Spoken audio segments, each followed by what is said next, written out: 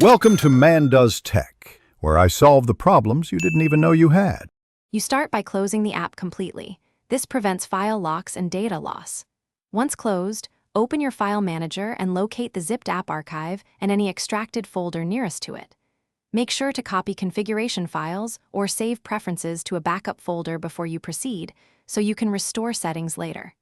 If the app created system-level entries, note them now. This initial step reduces risk and prepares you for safe removal.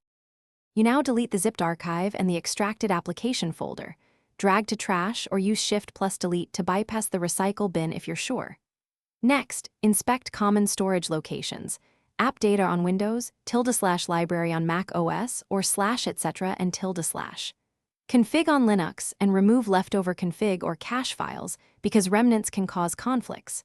Then, check and unregister any services, daemons, or startup entries. You finish by emptying the trash or recycle bin and rebooting. A restart clears transient locks and confirms removal.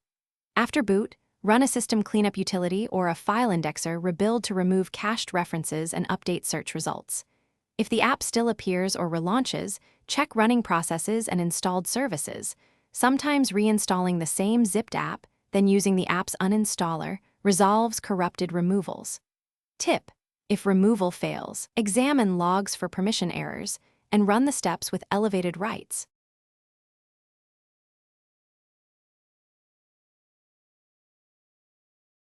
Thanks for watching. If you found this helpful, don't forget to like and subscribe.